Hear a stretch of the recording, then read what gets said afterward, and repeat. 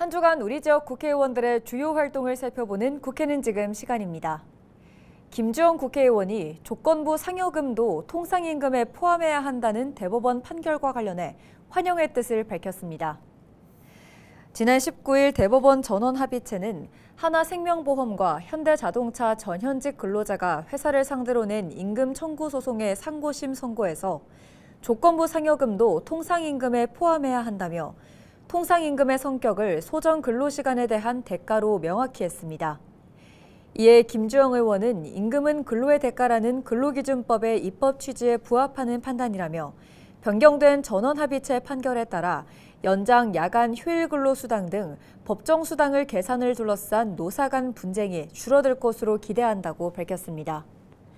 이어 현행처럼 통상임금의 정의가 근로기준법상 위임 규정도 없이 시행령으로 정의되어 행정해석과 판례에 의존해야 하는 문제를 해소하겠다며 근로기준법에 통상임금의 개념을 법률로 명시해 해석상의 논란을 최소화하는 방향으로 입법에 나서겠다고 덧붙였습니다. 박상혁 국회의원이 지난 17일 접경지역 특별법 일부 개정 법률안을 발의했습니다.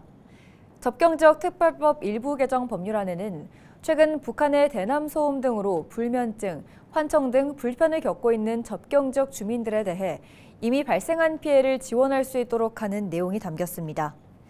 현행 접경지역 특별법은 남북 분단으로 낙후된 접경지역 발전 지원 내용을 담고 있지만 피해에 대한 지원과 예방에 대한 내용은 없는 실정인데요.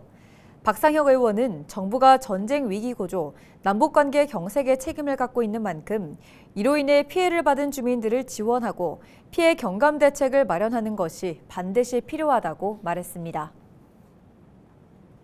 경기 부천시를 지역구로 둔 김기표, 서영석, 이건태 국회의원이 더불어민주당 국정감사 우수의원상을 나란히 수상했습니다. 21대 국회 첫 국정감사에서 김기표 의원은 삼부토건 주가 조작 의혹과 국토부 LH의 사전 청약 취소로 인한 피해자 구제책 마련, LH와 국립항공박물관 등 공기업, 공공기관의 기강 해이 문제 등을 지적했는데요. 서영석 의원은 의료붕괴 해소와 지역보건 강화, 국민연금 개혁안의 불합리성 개선, 공공복지 시스템 강화 등을 주요 의제로 삼고 건강보험 보장성 약화와 국민연금 개혁 관련 문제 등을 꼬집었습니다. 이건태 의원은 22대 국회 법제사법위원회에서 활동하며 정부 정책과 검찰을 견제하고 대안을 제시했다는 이유에서 높은 평가를 받았습니다.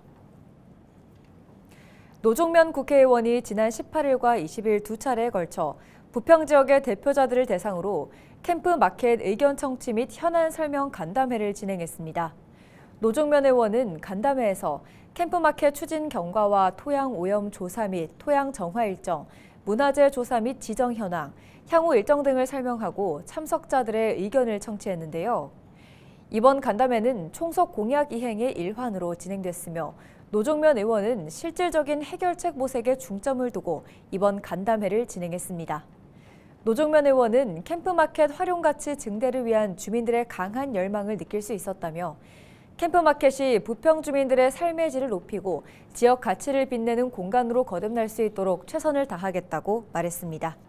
지금까지 우리 지역 국회의원들의 활동 소식을 전해드리는 국회는 지금이었습니다.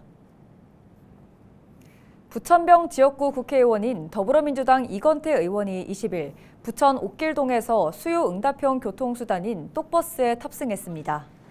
이 의원은 부천 옥길동 퀸즈파크 정류장을 출발해 지하철 7호선 천왕역까지 이동하면서 최근 확대된 버스의 주요 거점역을 확인했습니다.